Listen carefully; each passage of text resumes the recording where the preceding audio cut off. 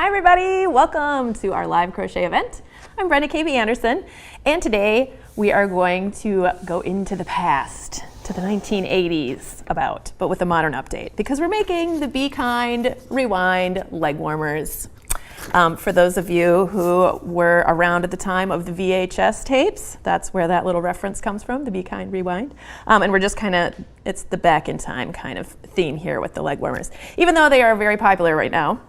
Which makes me happy because, to be honest, I always wear my leg warmers. I've been wearing leg warmers for a long time because I like to wear skirts in the winter and it's just too cold here to not be wearing leg warmers. So these are very practical. You can layer them up over your jeans, you can put them over leggings, under your skirts, whatever. Whatever reason you're making them, they are very practical and they're warm. And I have a trick at the end to help to make sure that they stay up, so they're not going to be all bunched around your ankles as you walk down the street. All right, so welcome everybody. Of course, this is a live event. So if you have any questions, if you have any comments you'd like to share, if you'd like to tell me where you're crocheting from, if you just want to say hi, I would love that. Just pop into the chat box. And if you got questions, I will be checking that to make sure I can get things answered for you. So this is this pattern, Be Kind Rewind leg warmers. This is a free download, so go ahead and download that now. Sometimes it helps to follow along or be able to look at the pattern while I'm talking, but if you don't feel like doing that now, you just want to watch it, that's totally fine. You can always get it later. It's just going to be available all the time, so you don't need to worry about that. All right, so the leg warmers that I designed them in like a bajillion sizes because I wanted everybody to be able to make them. So they fit from about a 3-year-old on up to a larger calf size, an adult 3X. So, and they're very, very easy to customize. You can customize them widthwise, you can customize them lengthwise, and I'll be talking about that a little bit during our event today, so that just to make sure that everybody can have a pair that fit them and that they like how they look. So today I'm going to be using this self-striping yarn. That's what I used in all my samples. I didn't do any kind of yarn changing color business at all. I just let the yarn do all the work. It was very easy. And to be honest, I usually shy away from using self-striping yarns just because I'm kind of a control freak about yarn, and then when I'm crocheting along and all of a sudden it changes colors in a spot that I wasn't expecting it to, sometimes that can drive me nuts. But for this particular project, I think it looks really good. It doesn't bother me that there are color changes randomly. Here you can take a look at these. You can see where the colors change here. They're not changing on each, at the beginning and end of each stripes. They're kind of like just changing randomly to the next color. Having said that, this particular yarn is not random in color. It goes through all the same colors in a row. You can see that these colors repeat here. So if you are looking for 2 leg warmers that look the same, you might need to buy just a little bit of extra yarn, especially if you're on the cusp of using most of that skein or those 2 skeins, just to make sure that you can start your leg warmer in the same spot as you started your previous leg warmer. But for me, I just went right ahead. I just wanted to see what would happen if you just didn't care. And so I ended up with, let's see, these are both the tops. Yep. So these 2 look pretty similar, but you can see the white stripe especially stands out. They're not in the same place on the 2 leg warmers, but I think they look good. It doesn't bother me. I just wanted to give you that heads up because I know that there are going to be people out there who really want to be kind of, want their leg warmers to match each other and stripe at the same time, at the same rate. So I'm just throwing that out there. All right, so I used, let's see, you'll need somewhere between about 216 yards and 700 yards, depending on what size you're making. And remember, this is a very wide size range. So you really probably only need like a couple skeins, 2 skeins for an adult size or 3. Let's see, let me just check on my... Yep, or 4 for the very largest sizes. So basically 2, 3, or 4 skeins of this yarn, of this particular brand and everything. And the information for all of that, the specific brand I used, the exact yardage that comes in the skein, all the information about it. It is 100% acrylic for washability. I just wanted to have easy care leg warmers, so if they got dirty, I could just whip them into the laundry. But all that information is in your pattern download if you want to check that out and you want to know exactly what I'm using. So, All right, and you of course are going to need a hook, and I am using an H hook, which is a 5mm hook, but you will use whatever hook that you need to in order to get the same gauge that I got. So I did have suggestions I do have the gauges listed in here for the 2 different stitch patterns. We're going to be working in a ribbed stitch pattern, which you can see up here, and then we're going to be working these linked double crochets down here. So I do have gauges for both of those that you can check out in the pattern and make sure your gauge is matching. But another way to check your gauge is to kind of just go for the size that you think you want to make, and then just start making it, and you'll end up, with a little piece like this will be your ribbing, and then you can try it on and see if you think that that's going to be the right size for you. Honestly, you can make a little gauge, you can make a gauge swatch, but I always recommend to people when you're checking your gauge to work your fabric in exactly the same way that you're going to in your project. So for example, if you're working something back and forth and turn rows, you want to make your gauge swatch flat, back and forth and turn rows. If you're making something in the round, like how we're going to be working this, you're going to need to make your gauge swatch in the round in order to get your fabric to look the same as it's going to in the final, project. So in order to do that, you need to make your gauge swatch probably twice as wide, unless you want to cut through your yarn. I would just recommend making it twice as wide, twice as many stitches, so you can flatten it out and measure it across. But you might as well just start making the leg warmer at that point, because look, you might as well just start making the leg warmer. It just seems like a waste of time to me to make an extra gauge swatch. But I did have all that information in there for you in case that's the route you want to go. If you just want to make gauge swatches and not worry about that, that's fine too.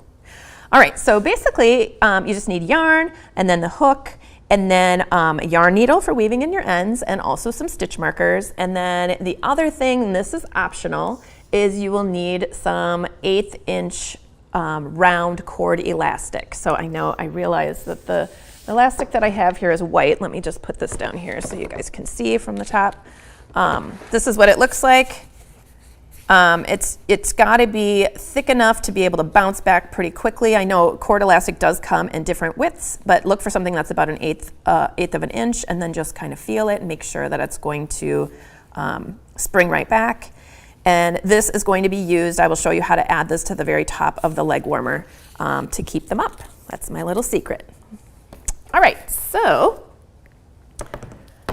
let's start out at the top of the leg warmer. So the first thing you're going to do is you're actually going to just kind of measure out about between 2 to 3 yards. So 3 yards for the bigger sizes, 2 yards for the smaller sizes. You probably don't even need that much, it's just an estimation. So you're going to measure off about 2 yards. So there's about 2 yards there. And then you can cut that if you want, because you're going to be holding your 2 strands together for this very just the foundation edge. That's the only part. Instead of cutting it though, I just kind of fold my yarn at that point, and then I make my adjustable loop just so that I have enough yarn tail here to weave in my ends. I'm gonna make my adjustable loop with the two yarns held together. Oh, sorry, not an adjustable loop, just your beginning loop. So I'm gonna wrap my yarn around like that till it makes kind of a little E shape, flip that over onto the yarn that's connected to the ball, which is here. We're going to pull up that loop and place it on our hook. Okay, that's just our slip knot. Sorry, I was trying to remember slip knot earlier and it just slip knotted my mind. All right, so at that point, we're going to make our foundation chain, and you might be wondering, why am I holding this double? We only hold this double for the very foundation chain, just the beginning chain that we're going to make, and then at the very end of the leg warmer. And the reason that I'm doing that is because I want a little extra oomph at the beginning and the end of the leg warmer. Sometimes I feel like when you start working in a ribbed pattern, the edge of it just doesn't have enough of a structure to it almost. It looks like a little too thin. So sometimes I will add that second strand of yarn just for my foundation chain. And I find that it seems like it's a little bit stretchier, like it boings back a little better. I think it's because I'm still crocheting with the same size hook, but it's a little bit thicker and there's 2 strands, and I'll show you once I crochet this up, but it just seems a little bit stretchier to me than if you just start out with 1 strand only. All right, it looks like we have some people saying hello. We've got Barbara Dunlap is saying, oh, it looks like I missed something. Oh, Eleanor. Oh my goodness, you guys, there's been lots of comments here. Okay, trying to download the pattern, keeps wanting to sign me up again for membership. Okay, I'm sure. Oh, it looks like we already took care of answering that below. Let's see. Oh, Eleanor is saying, I've been trying to find a good amigurumi bird. Could you do one? I love your amigurumi projects. Okay, a bird would be fun. I've actually been thinking about making a flamingo lately, but I'm not sure if that would be, let me know if you like the idea of a flamingo. Otherwise, I'll think of some other kind of bird. Sure, yes, I will put that on my list. All right, Barbara is saying, I agree, Eleanor would love to see a cardinal or a blue jay. Okay, I got some more ideas here. Thanks, you guys. I'm so glad you guys are suggesting these things. I don't even know if I mentioned that in this live, but maybe you guys have been watching me before, and I always like to say, you know, if you guys have ideas and things you'd like to make, definitely put them in the chat, like Eleanor and Barbara here. So, all right, and Maureen is saying, hi from London, England, first time here. Welcome, Maureen. I'm happy that you're here. Oh, I've been to London a couple of times and I love it so much. Okay, Sumit Ficker is saying, hello everyone, and glad to share my coffee with Brenda this morning. Excellent, cheers to you. I wish I had a coffee here, but I'd probably spill it on my project. It'd probably be a bad idea. And Stacy is saying, good morning to everyone watching from Iowa. And Molly's saying, hey Brenda. Hey Molly. Hi everybody. Thank you guys so much for jumping in and saying hi. All right. So now, back to what I was saying about why I'm using 2 strands of yarn. I just like the edge to be just like a little bit more substantial, a little bit more plump. You can see what it looks like here. I'll just show you. And it's a great place to hide the cord elastic is also the other reason that I'm doing this. So you can certainly just use 1 strand if you're like, I'm new to this. I don't think I want to handle, you know, having 2 strands at once. Just try it. And if it doesn't work, just drop it and start with just 1 strand. It's not going to, you know, it's not going to cause problems. Your leg warmers will still be cute. All right, so I am going to make my foundation chain. So for all the different sizes, of course, there are different numbers. Now let's just stop for just a minute and talk about how to read patterns for those of you who are newer to reading patterns. When you are going through your pattern and you see directions, this is one of the most common questions that I get. People get kind of confused about what is going on with all these parentheses and the numbers, and it just is like overwhelming. And I just want to let you know that what's happening here is all these different numbers pertain to each of the sizes. So if you go back and you look at the sizes included, so it says this pattern is graded for sizes 1, 2, 3, 4, 5, 6, 7, 8, 9, 10. Okay, there's 10 sizes. And those numbers, they don't mean anything. They just mean 1 is the smallest and 10 is the biggest. They don't mean any kind of measurements or like, you know, dress sizes or anything. It's not that. It's just numbering the sizes to make it a little bit more clear. And then it says right after that, and they were designed to fit ages 3 to 5 years is in front of the parentheses. So that would correspond to size 1. Okay, and then 6 to 7 years is the first size in the parentheses. That corresponds to size 2, etc. So as you go through all these sizes, you know, here we have adult 3X. That would correspond to the size 10 here. So you know about what size you want. And also, I want to mention, you know, I've got the years in here. There's all different sizes of kids. You know, 3 to 5 years could mean any size, really. So the best thing to do is to take a look down here at the finished measurements of the leg warmers. So this is telling you the smallest size, the finished circumference is 8 inches right here. Okay, and the largest size, the finished circumference is 16.75 inches. And then after that, it tells you to fit calf size of 9 inches, 10, 11, 12. You know, these are the measurements of your body or whoever you're making it for, of the calf size. And then these are the finished size of your leg warmer is listed first. Okay, I just wanted to clear that up just to make sure.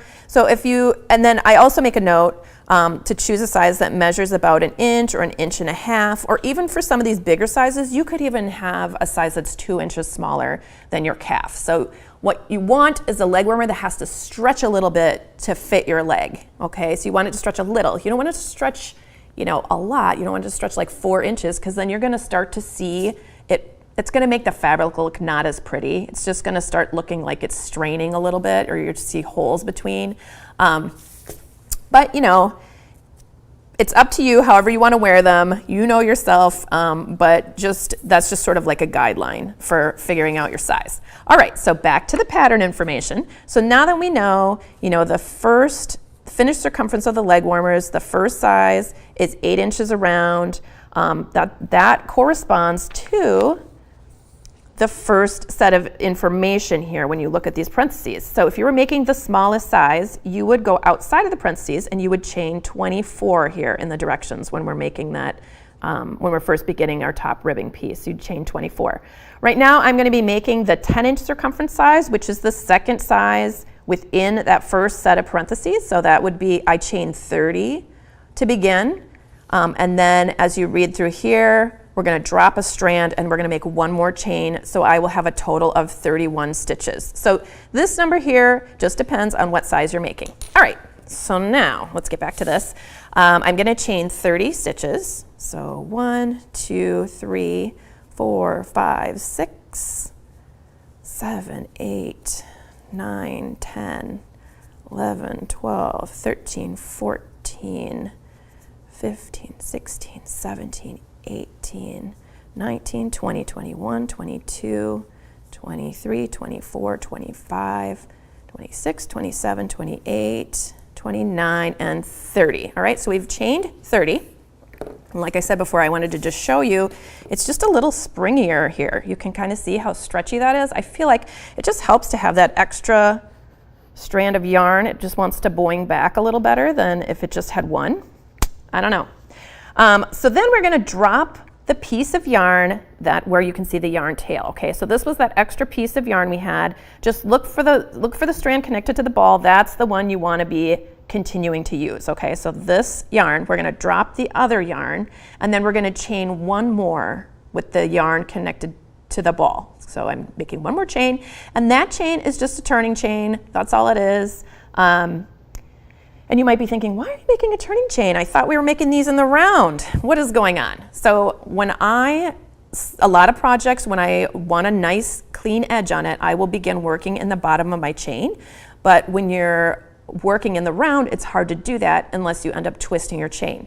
So what I've started doing is I just do one row across and then I join. So that way I can end up working into the bottom of my chain, which I'll show you in a minute if that's new to you. And then that way the top of your chain, you see all those nice little neat V's. So this will look the same as the bottom edge of your leg warmers. I just like how it looks a little better. All right, so we're skipping that first horizontal dash, okay, because we're working in the bottom of our chain. So we've rolled our chain over. All these little V's here are getting turned over to face down on the table, and what's left are these little horizontal dashes, and that's where we're going to be working. So we're going to start out by making extended single crochets all the way across. All right, so to make an extended single crochet, we're skipping that first bar, which is really hard to see anyway because we just chained with one yarn there, and then we've got this other yarn kind of sticking out. So if you look for where that yarn is sticking out, it's the bar right after that. So we're going to insert our hook right there. Then we're going to yarn over, pull up a loop, yarn over, pull through 1, yarn over, pull through 2. That is an extended single crochet. And then we'll place a stitch marker in that very first stitch that we made. That'll come in handy later. And then we are going to continue working those extended single crochets into each of these back bumps, or I call them the bottom of the chain. Some people call them the back bumps, but to me that's sometimes confusing because these are known as the back loops. It's all very confusing in crochet when there's so many words that are used interchangeably between two different techniques. But we're working in those horizontal dashes along the back of the chain. So we're going to insert our hook, yarn over, pull up a loop, yarn over, pull through 1, yarn over, pull through 2. There's another extended single crochet. So they look like two little V's, one stacked on top of each other. That's what that little stitch, the extended single crochet, looks like. So we're just going to continue that all across our foundation chain. Just remember to slide that hook underneath both strands of yarn. You can see there's 2 here because we held our yarn double. Just make sure you're catching both of those. And we're just going to be working across in extended single crochet. All right.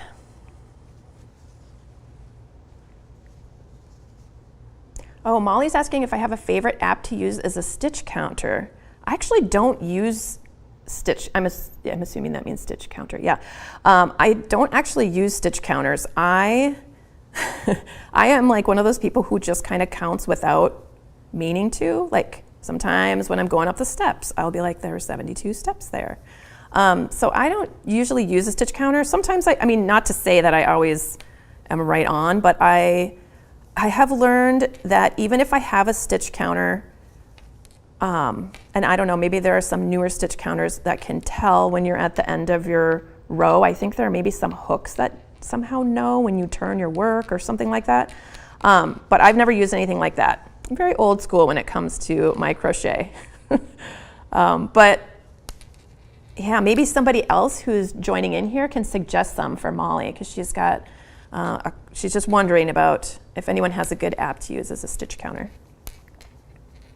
And hello to Terry, good morning. They're joining us from Los Angeles. And Lillian is saying, hello, wanting to make this for Christmas gifts for adult women. Will they fit an average leg and maybe a chubby one the same? Hard to ask the person to measure their leg. Okay, so there's a whole bunch of different sizes. Now, I don't know, let me see. You could, it's so hard to know how to make sure they fit without having them measure. But I would say if you can tell they have larger calves than yours or larger than average, I would just go up a size or two. And what you can do is you can just kind of use your measuring tape and look at it and kind of make a guess if you don't want to ask them. And make your best guess. And then what you can do is you can put that elastic in the top. And if you err on the side of them being, if you err on the side of them being maybe a little big, then that way you can pull in the elastic and tie a tighter, I'll explain this later when I go through the elastic part, but that will keep them up. But yeah, I don't know how to do that without asking them. I mean, you could just ask them you could give them a piece of something that doesn't stretch like string and just have them pull that around their calf. Then they're not putting a number on it or anything like that. You could just say, can you just put this around, your calf or the widest point of your leg? I guess maybe you don't want to, maybe it's a secret and you don't want to make them. I mean, you don't want to ask them to do that if you want to make them and not tell them what you're doing. I don't know. But maybe somebody else has another idea. But if you look at the sizing information, if you make your best guess, you can always adjust the fit a little bit to make it smaller at the top if you make the elastic a little tighter. Okay, how can I add elastic or ribbing to the top or bottom edge of my leg warmer for a snug fit? Yes, Camilla, we are going to get into that later towards the end of our session here. So I will definitely show you how to do that. Okay, so oops, I took my marker out without telling you what I was doing. Let me just back up here.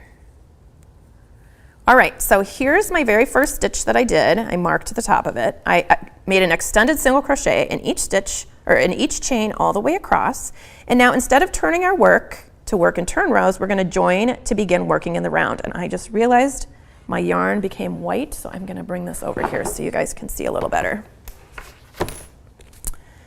Okay, so in order to start working in the round after you've just done one row, we're going to bring this marked stitch around here next to where we just made our last stitch. I'm gonna pull this down here and get that out of the way. So basically, here you can see here, there's no twist in it. We're just bringing it right next to where we had been working so we can just continue around in a circle. So in order to continue, you could do a join if you want to, if that helps you. But what I do is, and what the pattern directs you to do, is you just start out working into that very first stitch. So remember, this is the turning chain, and we're not working into that stitch. We're going to work into that first extended single crochet, and we are going to be doing a front post double crochet around that single crochet. So if you've never worked a post stitch before, this is a good time to start because this is a very easy project. So in order to do a front post double crochet, we're going to make a yarn over, just like we're making a regular double crochet. And then instead of inserting our hook here underneath those two loops on the top, we are going to insert our hook around this post. So we're going to go into the fabric right before the post, and then out of the fabric right after the post. So we've just kind of slid our hook behind there. Then we're going to yarn over again and pull a loop through. And you'll see now we have three loops on our hook. So at this point we're going to yarn, that's just like a regular double crochet, right? So we're going to finish it up like a regular double crochet. We yarn over, pull through two, yarn over, and pull through 2. And don't worry, we're going to be doing that a bunch more, so if you missed it, it's okay. All right, so the next stitch we're going to do an extended single crochet into the next stitch, which is right here. When you're working in the round and you're a right-handed crocheter, the top of the stitch will be slightly offset to the right compared to the post of the stitch. If you are a left-handed crocheter, the top of your stitch, this will be mirrored, a mirror image of this, and the top of your stitch will be slightly to the left of the post of your stitch. So that's important to know because we're going to be switching back and forth between working in the tops of the stitches and working around the posts, and this can be very confusing for people who are first learning this. So we're going to work an extended single crochet into the second stitch, which is right here. So the top of the stitch is right there, and we're going to make an extended single crochet into that stitch. The next stitch, we're going to work a front post double crochet again. So we're going to yarn over. And you may think that this is the post, but no, because we worked in the top of that post. Remember, there's the top of our stitch, there's the post. So we're going to be working in the next stitch, which is right here. And you can count. There was 1, 2, those have already been worked. Here's the third one. So we yarn over, insert before our extended single crochet, come out after this extended single crochet, yarn over, pull up a loop, yarn over, pull through 2, yarn over, pull through 2. So we have a front post, an extended single crochet, and another front post double crochet right there. So we're just going to continue the same stitch pattern all the way around. So here's an extended single crochet, and here is a front post double crochet, extended single crochet, front post double crochet, extended single crochet, front post double crochet.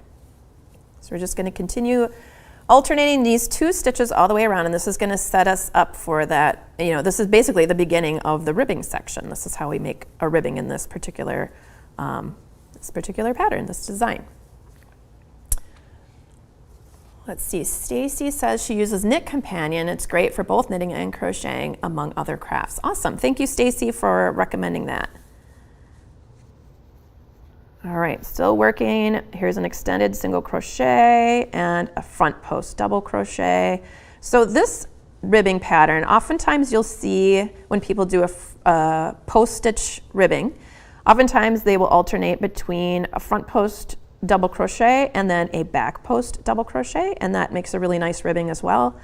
I like this ribbing because it makes the inside of your work smooth.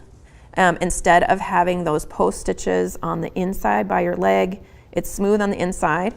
And the extended single crochets are also nice because they have a little extra stretch. They lay nice and flat, so there's a nice contrast between the post and the extended single crochet, which you'll see as we work a couple more rounds. It'll show up a little bit better. But the other thing about extended single crochets that I love so much is that extended single crochets are perfectly vertical. So when you're making your stitches going around and around and around in an extended single crochet, your hook doesn't start traveling off to the right if you're a right-handed crocheter or to the left if you're a left-handed crocheter. They just keep stacked straight up on top of each other, which is really nice if you're making something that has vertical lines like a ribbing, because I don't really like how it looks when the ribbing starts to veer off to the side, unless of course it's intentional, which is a nice design feature, but oftentimes I just want the ribbing to go straight up. All right, so we've made it all the way around. We ended with an extended single crochet in that last extended single crochet, and you probably noticed there's this gap here. Do not worry about that. That is perfectly normal. At the end, I will show you how we close that in. It's just, it's just because we worked that setup row and then we started working it around. That's why there's that gap there, but we're gonna sew those 2 little bits together later. All right, so we're just gonna keep going in that same pattern. We're starting out with the front post double crochet. This is round number 2 because there's a setup row, and then we started with round number 1 where we actually started making that ribbing pattern. So this is round number 2. I'm just making a post stitch into the post stitches and an extended single crochet into the extended single crochet stitches. So it's very easy to start reading your stitches and know what stitch to place where, because your post stitches are starting to make these ridges, and then you'll be able to see that and know that you need to put another post stitch in there. All right, So we just continue working this around and around and around until our cuff is as long as we want it to be, or if we're following the pattern, you can take a look here. I'm working the second size in that first set of parentheses, so I'm working rounds 2 to 4. So, let me explain too. When you see this at the beginning of a row, all these numbers and dashes and the parentheses, again, when you've got those parentheses, the numbers that pertain to your size are found in the same spot. So I'm making the second size within the parentheses. Okay, it's the third size actually from smallest 1, 2, 3. So that means I work rounds 2 to round 4 before I move on to the next section. If you were working a larger size, say you were working one of these sizes up here, the first size in the parentheses, you're going to be working up through round 5. So this is telling you that you need to work different amounts of rounds for the different sizes. But of course, because you're your own crochet boss, of course, you can decide how long you want your ribbing to be. You can always make up for the length or make it longer or shorter, whatever you want with the linked double crochet stitch pattern here. So don't worry about affecting the length of your leg warmer. If you kind of like the look of a very short ribbing, just do fewer rounds there. Or if you like how the ribbing looks longer, you can make it longer. If you wanted to make your whole leg warmer out of the ribbing pattern, you could also do that. The only thing with that though is it's not going to have as much drape. You will definitely need to steam block it if you're making it out of acrylic, and it might use a little bit more yarn. So I just want to let you know you have some options there.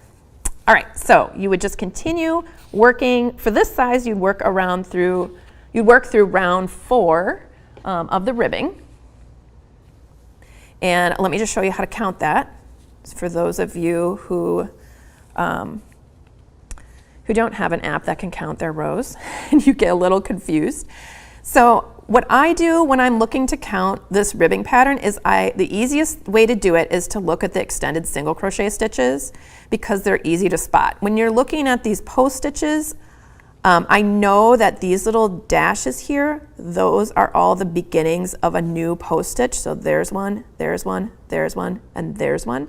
But that's a little trickier to see. So if people are working in the stitch pattern and you're trying to figure out how many rounds you've worked and you're just not sure, know that first round of stitches, that was your setup row. And then you can count your extended single crochet. So remember, the extended single crochet is a V stacked on top of another V. So there's 1, 2, 3, and 4. I've already done my 4 rounds here, and then I'm ready to move on to the next step. So the next step is called the body of a leg warmer, okay?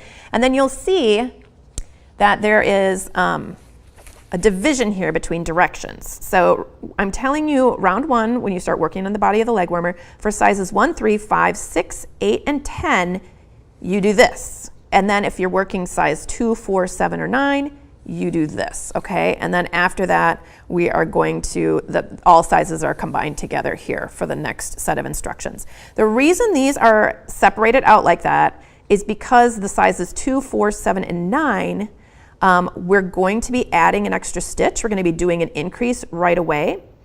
And the reason I didn't just start out with one more stitch is because we needed to have a multiple of 2 in order to do the ribbing here. So in your very first stitch, say you were making size 2, 4, 7, or 9, your very first stitch, you would do a double crochet in the first stitch. So that's this front post double crochet. We're working right into there. So we're going to do a double crochet. So yarn over, insert, yarn over, pull up loop, yarn over, pull through 2, yarn over, pull through 2. There's our first double crochet. And then for sizes 2, 4, 7, and 9, we're going to work a linked double crochet into the same stitch. Okay, so that's going to create an increase. We're going to end up with one more stitch in circumference around, which is the circumference that I really wanted it to be, the size I wanted it to be in order to fit the dimensions that I had listed in the pattern.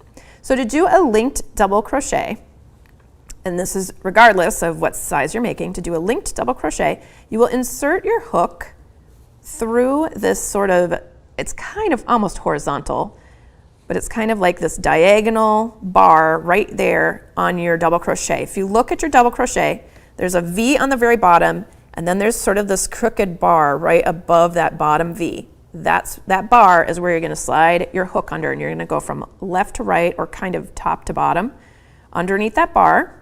just the one bar. Then you're going to yarn over and pull up a loop. And then you're going to go down into that same stitch for size 2, 4, 7, and 9. You're going to go down into that same stitch and complete your linked double crochet. And I will show you how this looks for the other sizes after this. I just wanted to make sure I did this so I didn't confuse anybody. Okay, so we pulled up a loop. Then we're going to insert our hook into that very same stitch, yarn over, pull up a loop, yarn over, pull through 2, yarn over, pull through 2. So you might have noticed that's very similar to a regular double crochet. So I'm going to back up here. Let's say that we were working sizes 1, 3, 5, 6, 8, and 10. That means we start out with a double crochet in that first stitch. So here's our double crochet. And then we're going to do our linked double crochet into the following stitch. So we still insert our hook underneath that bar, and then we yarn over and pull up a loop. Then we insert our hook into the stitch, the next stitch that we're working into, which is an extended single crochet. We're going to yarn over and pull up a loop. Now we have 3 loops on our hook, and we complete our double crochet by yarning over, pulling through 2, yarning over, and pulling through 2. So now you can see those linked stitches, it actually links the 2 stitches together. It's basically tethering these 2 stitches together at the midpoint of the stitch. And then we're going to continue working linked stitches all the way around this whole row. Okay, so 1 stitch into each stitch around. So we're going to insert our hook, and now that bar is a little bit more prominent right here, and it also is a little bit more horizontal than it was before, because that has sort of pulled it into shape, that last linking section of the stitch that we did. So we're going to be inserting our hook basically from top to bottom underneath that loop, that horizontal loop. Yarn over, pull up a loop, and then we're going to insert it into the next stitch, which is a post stitch. Insert, yarn over, pull up a loop, yarn over, pull through 2, yarn over, pull through 2. All right, so now we have the first double crochet, which looks like a linked stitch now. Basically, when we made that second stitch, which was a linked stitch, it linked it to the first stitch, because when you're making your linked stitches, you're linking the stitch you're making to the previous stitch, if that makes sense. So these are all linked now. So we're going to just continue making those linked double crochets in each stitch around the whole thing. Okay, so we're just continuing to insert our hook through that bar, that horizontal bar, from top to bottom, grabbing that loop, pulling it up, inserting into the next stitch, grabbing a loop, pulling it up, yarn over, pull through 2, yarn over, pull through 2.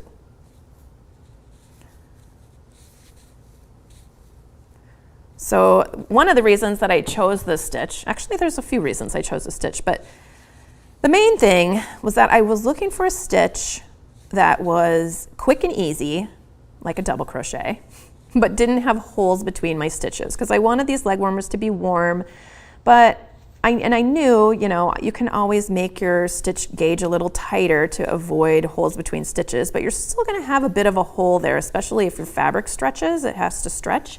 And I knew that these leg warmers were going to have to stretch a little bit. I wanted them to be able to stretch so that they fit your legs pretty well. So I thought, oh, I'll just do linked stitches, because that kind of tethers them together. It's still really quick stitch. It's tall, and it has lots of drape.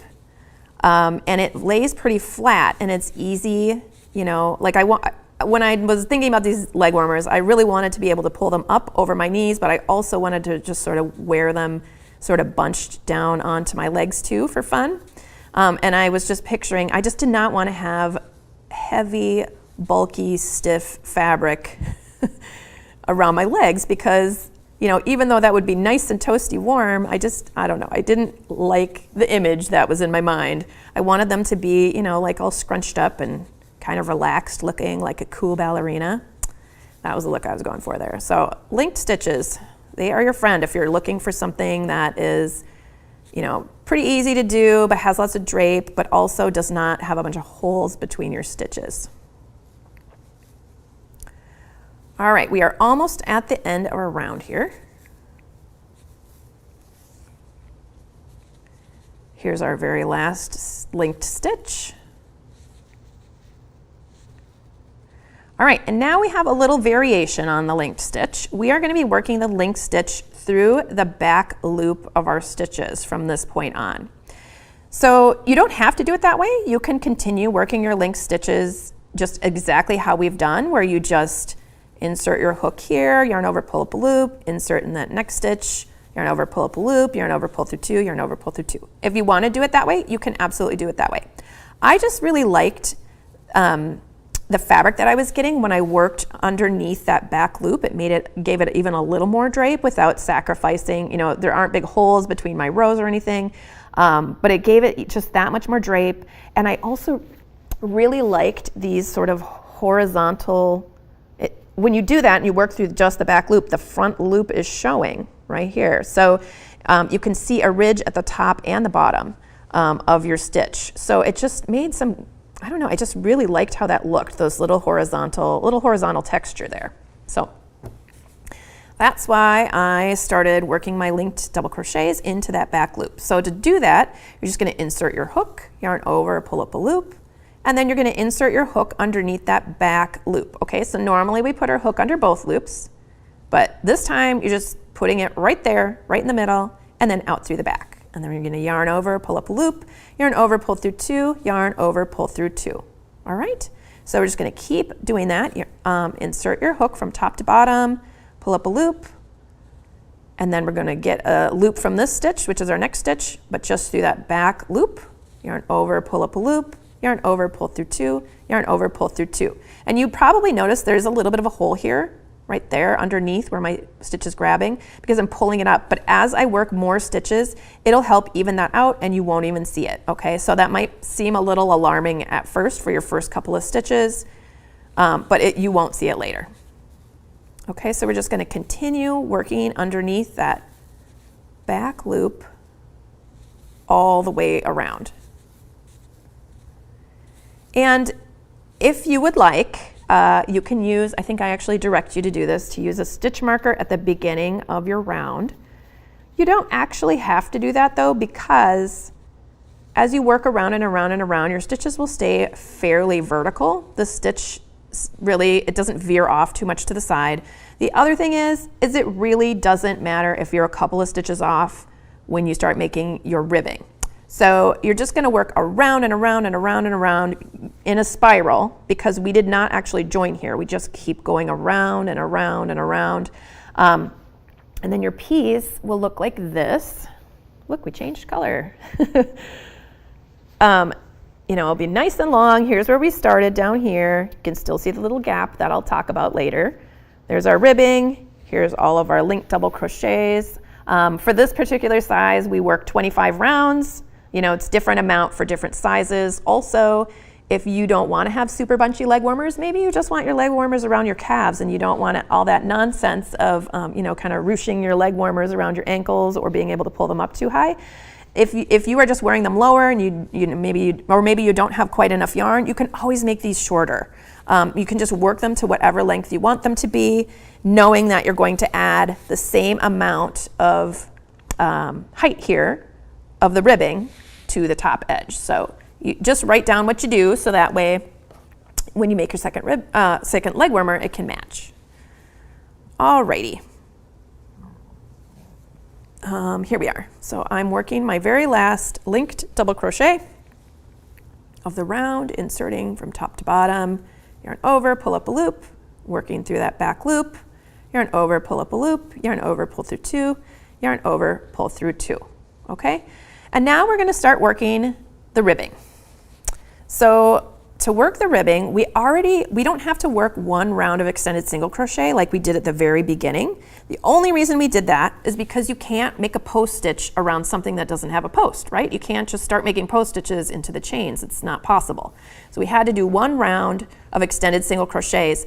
But when we do our post stitches, it reaches down and pulls up that ridge of the extended single crochet. So it looks like your ribbing, your front posts go all the way down to the foundation chain, even though there is one round where there were no post stitches right here at the beginning. But it looks like those raised ridges go all the way to the edge.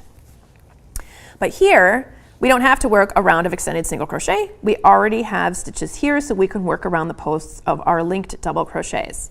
So we're going to begin by working a front post double crochet. So we just yarn over, and then we insert around the post. So you're going to be putting your hook just above that horizontal bar in, or below the top of the stitch. You want to go around the top of the post right here. And then you're going to yarn over, pull up a loop, yarn over, pull through 2, yarn over, pull through 2. All right, that is our first front post double crochet. Oh, I did want to point out 2 other things that I kind of forgot. As you're working along, and if you don't use a stitch marker to tell you where the beginning of the round is, that's fine. You can just end directly above where this sort of jog in your ribbing is. So if you just kind of follow that up visually, doesn't need to be perfect, that's where you will start your ribbing. Okay, so it's even with this. Honestly, it doesn't really matter. You could probably start it anywhere. These leg warmers are so long that no one would notice if you weren't beginning the round of your ribbing at the same point as this ribbing was begun. So it's really fine. But just to, if you want to be more on the careful side, you can just kind of fold your legging along where that split is, and that will be where the start of your ribbing starts, okay? Where you begin your ribbing stitches. The other thing I wanted to point out is I wanted to show you how to count these rounds in case you wanted to, make sure that you have enough rounds here and you lost track. So like I said before, when you work into that back loop, it leaves a ridge along the top of your stitch, and that's visible. So you have a ridge there, and then you also have the ridge from where you're pulling up that loop to make it a linked stitch. Okay, so those 2 ridges belong to 1 stitch. All right, so here we have 1 stitch here, and then 2, 3, 4, 5, 6, 7, 8, 9, 10, and so forth. Okay, I've got 25 rounds here. I just wanted to make sure that you knew how to count these rounds so that this would be like a really good TV watching situation. You could just go around and around and around and around, and every once in a while just count up your rounds and make sure that you've got enough before moving on to the ribbing. All right, so we did our first post stitch here. That was a front post double crochet. Our next stitch is an extended single crochet. We're going to do that here. There's our extended single crochet. Now we're going to do a front post double crochet around the next stitch, and an extended single crochet around the following stitch. And now remember, your post is slightly offset. So your post is slightly offset from the top of the stitch. So the post that I just worked around belongs to the top of the stitch you can't really see because it's underneath. It's a little bit to the right because I'm a right-handed crocheter. It would be a little to the left if you were a left-handed crocheter. So our next stitch would be an extended single crochet right there. A front post double crochet comes next. So it almost looks like when you're making a front post double crochet, excuse me, that it's further away from the extended single crochets, but it isn't really.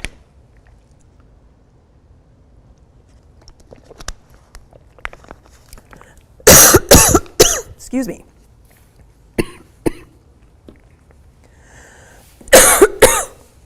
Sorry.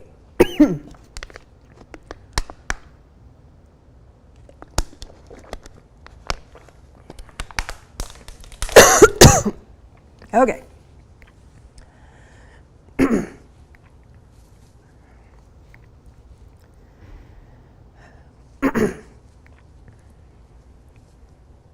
Okay, so, oh, excuse me. My throat got really dry there for a second.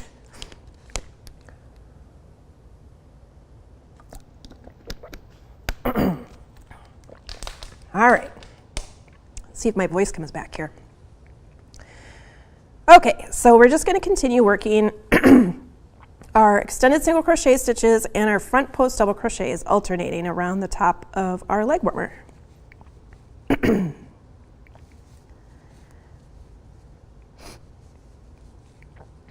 Oops.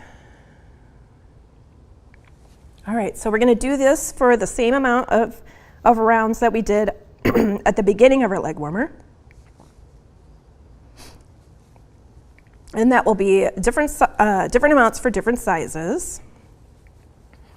Here we go.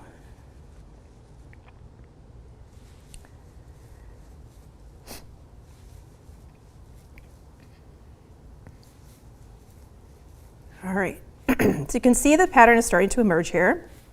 Our front posts are starting to pull up and away from the fabric a little bit, and our extended single crochets are kind of recessing a little in between. And you'll see it a little more clearly on the next round.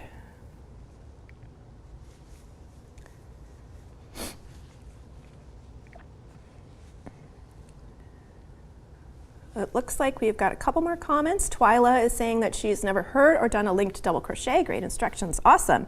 Yeah, they're fun to do. And you can actually link other types of stitches too. You can link half double crochets, you can link treble stitches. It's sort of the same principle where you're just, instead of doing yarn overs, before you do your stitch, you're pulling up loops from the horizontal bars that are on the front of your stitch. So you could even make one of those super tall double trebles all linked if you wanted to. There's really no limit to it, except that eventually your hook is going to run out of space. And actually, that type of fabric is very similar to Tunisian crochet, structure-wise. Okay, so let's see here. Oh, and Cynthia M is saying good morning all. Good morning, Cynthia. All right. Okay, so I think we're just about at the end here. Oh, yep, I've got one more extended single crochet to make in that last stitch there. And then we've made it to the end of our round, or rather the beginning of our next round. And we are going to continue working a front post double crochet into our front post double crochets and extended single crochet stitches into our extended single crochet stitches. Okay.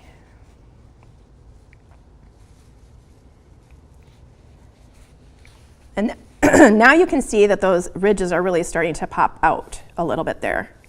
The front post double crochets are standing out a little bit, and they're easier to see, and then you can go around and it's just a lot easier to keep track of the stitch that you're supposed to be doing as you go around.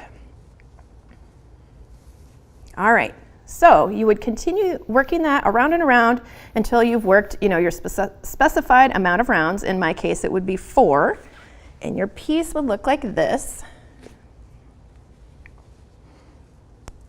And then the last step to finish this off is to work 1 round of slip stitches. And you don't really have to do that.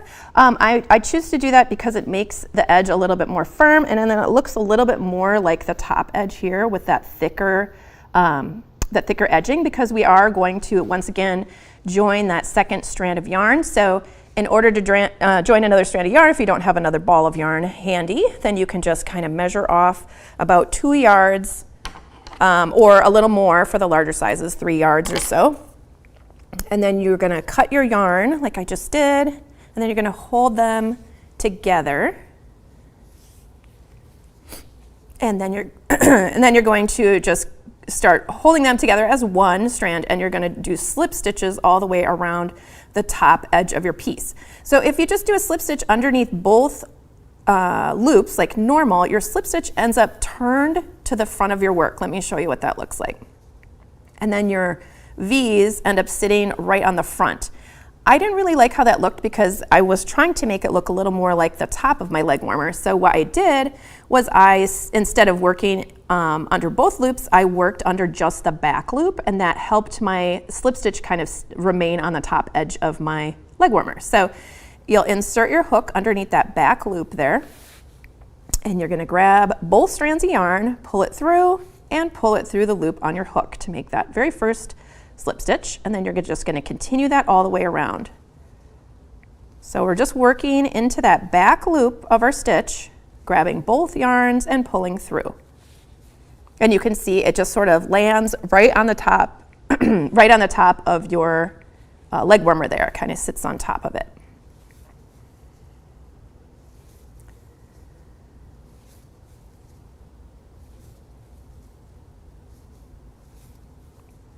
All right, so you can see, and again, having that second strand of yarn somehow just makes it a little more, a little bit stretchier there. So I really like adding that extra piece.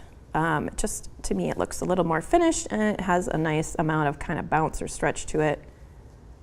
We'll get all the way around here, and then I will show you how I fasten off.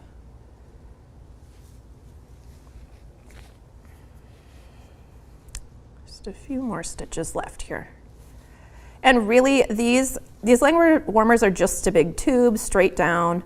There's no shaping or anything, so really the bottom could be the top could be the bottom. My suggestion though is that you just check and see which edge stretches a little more and then make that your top edge, because you're going to be, your ankle's smaller than the top of your leg for most people. So that would be how I would orient that. But the other thing I wanted to mention too is, especially if you're making some of the larger sizes, because your leg warmer will go straight down, it'll be bigger at the bottom around the ankle, probably proportionally compared to people who are making smaller leg warmers. So if that bothers you, if you don't like to have that extra fabric around your ankle, which I kind of like it, I think it looks cute, but everybody's got different fit style preferences. If you would like it to be closer around your ankle, you can actually do some decreasing as you are working your way down the leg warmer. And I guess I should have mentioned that back here, and so I could show you, let me see. Actually, I'm gonna rip this out and just show you real quick how to do a decrease in case any of you guys are interested in that. And you can just make a decrease every so many rounds in order to kind of bring that in eventually to your ankle. So if you wanna do a decrease, one way you can do a decrease, and especially if you're working in some kind of weird new stitch that you've never worked before and you don't really know what the official decrease is, one way that you can do a decrease is you can just make the stitch, but instead of going through just one loop here, you can go through 2 loops all at once. Let me show you how to do that. So for this linked stitch, of course, we're going through the linked bar. We're gonna grab that yarn, and then we're gonna go underneath that back loop, and then again, under the back loop of the next stitch. Grab the yarn, pull it through, yarn over, pull through 2, yarn over, pull through 2. So we've just made those 2 stitches into 1 stitch. That's sort of my easy little trick on how to make a decrease if you want to stay in a stitch pattern and you don't really know what the official way, how many, like if you want to pull up a loop from here, pull up a loop from there, then hook them together. There are different ways to make decreases, but this way, if you're just going underneath both loops, you're basically decreasing them immediately because your hook goes through 2 of them, and when you draw through, on that first draw through, you've already decreased it and you can finish your stitch how you normally would. So you can do some of those decreases like along the side or along the back of your leg warmer every so often, so that way you can get the ankle to come in a little bit closer if that's something that you are interested in. I just wanted to give you that option there to help them fit you the way that you want them to. All right, so we've made it all the way around to the very last slip stitch. Here was our first slip stitch because we already had a loop on our hook that wasn't doubled at that point, so you can always see where the beginning one was because it's only with 1 strand. But that's fine, you don't need to keep going, because when we finish this off, this will look like 2 strands in just a second here. So what I do to fasten off, if I've been working around in the round, I'm just gonna cut my yarn, leaving a little bit of a yarn tail, and then I'm gonna pull this right through that very last loop. I'm not doing an additional, yarn over chain or anything at the end to fasten it off. I'm just kind of pulling it back out of my stitch, and then I'm going to thread these 2 yarn ends onto my needle. Oops, I think I missed one here. Tuck this one in there too. All right, they're both on there. And then we are going to make kind of like a last slip stitch with our needle here. So we're gonna go underneath, we're skipping that 1-stranded loop, okay? We're gonna make one right on top of that to basically replace it. We're gonna go underneath these loops here, okay? So you can go from back to front, front to back, it actually doesn't really matter. But you're gonna need to make sure you're going underneath both of those loops. And we're gonna pull that through. So that made half of the stitch, and then we're gonna bring this back and see how that's gonna create the rest of the stitch. We're gonna go back down. This is where it came from before, where we had fastened off and pulled through. So our loop went through there, and it's gonna go back through here, and we're gonna slide our needle down through a couple of those, like the backs of the stitches from below, just to kind of anchor it a little. Like that. So it looks, you can't even tell where that happened. It just looks continuous all the way along. That's an invisible join at the end of your round. And then you can just go ahead and weave in your yarn tails. All right. So you're going to want to weave it in a couple of different directions. Make sure you do, make it pretty sturdy because these are going to be stretching when you're pulling them on. And you just want to make sure it's not going to pop out. So normally when I'm weaving in ends on something that's stretchy, I like to weave them in vertically because if it's stretching horizontally, that won't make it pop out. If you imagine your thread is going up and down, let's see, where is my end? There we go. If you weave it in this direction, then when you pull on it, it won't pull out, but I don't really have very much here to weave into vertically because it changes color and I don't want my yarn tails to show through into the other colors. But if you happen to have a longer stretch of your color, you can just weave it in vertically back and forth like that, and that keeps it from pulling out when it gets pulled on and stretched. All right, let's see here. All right, I will cut that. Also, we should weave in that one too, but I just want to make sure I get a chance to show you the elastic. So for the elastic, it would really help if you knew the size of the person's leg, at the point at which they would like to wear this. So normally that would be like above your calf. It could also be on your calf, could be, up on your thigh, wherever. But if you're making this for someone and you don't have their measurements, I would say just make your elastic to the same size of this, so it's not squishing it in, it's not loose or anything like that. And that way, when this stretches, the elastic will make it return back to its size, to its shape, I should say. All right. Oh yes, I have to also let you know how to close this up. So we're going to close this up in the same way as before. Let's see. And this time I'm going to come up. Okay, so here's where my yarn is anchored. I've got the double strands here so that we can make it look like it's a double-stranded slip stitch. I'm going to come out, so that's where our slit is. I'm going to come out of this stitch right here, right in the middle. And then I'm going to skip over this stitch and go into the next stitch. Or if you feel like you need a little extra stretch, you can go underneath this stitch. It's up to you. But this stitch is going to be replacing this stitch, so I'm going to go underneath here. This is like just what we did right before this when I showed you the other end, how to make an invisible join. We're doing the same thing here. So we're going to go underneath there, and then we're going to go back down into that stitch to finish that up, and it looks invisible, bunch of little V's, and then you're going to weave in your yarn tails, and you can see there's still a little bit of a hole there, a little bit of a gap.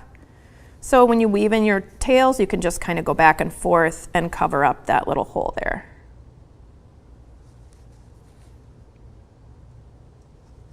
All right, I'm not going to do the most thorough job because I want to make sure I have time to show you how to thread this elastic through. So I'm going to make this just a little longer than the circumference of my leg warmer.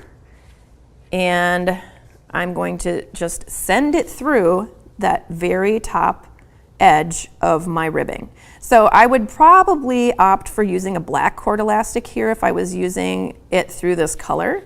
But I think it'll still be hidden fairly well, we'll see. But I thought the white would show up nicely anyway, so you guys can see what I'm doing. But basically, I'm just running the needle through each of the inside loops. Okay, so there's the V that runs along the very top edge of those nice thick foundation stitches that we made, or foundation chain that we made, sorry. And I'm running my yarn needle, which has the elastic threaded through, I'm just running it through each of these loops, just sort of picking them up like this, and then pulling it through. It is actually pretty well hidden. I can see a little bit of the white, but it's not too bad. And I think on the outside of the leg warmer, it won't even be very noticeable. So you're just going to do this until you get all the way around. And it's nice if you have a yarn needle where the eye is just big enough to fit that cord elastic through, but it kind of grips on. It just barely fits in there. That's like the best size for the eye of your needle, because then your cord elastic isn't slipping out as you're trying to do this. All right, we've almost made it. Oh, Tiffany's wondering if I have hair ties on my left wrist or bracelets. Having lived through the 80s, all I see are jelly bracelets. Guess what? They're jelly bracelets. I still love the 80s, and that is what is happening here on my wrist right now. They are not hair ties, they are jelly bracelets, and they also glow in the dark. How awesome is that? Okay, I think I skipped a stitch here. Oh no, maybe not. All right, there we go. So then, once you get your elastic to be about the right size, so I'm just gonna leave mine at about the size of the top of my leg warmer. It was stretching it out just a little bit there. And then you're just gonna tie these in a nice tight knot.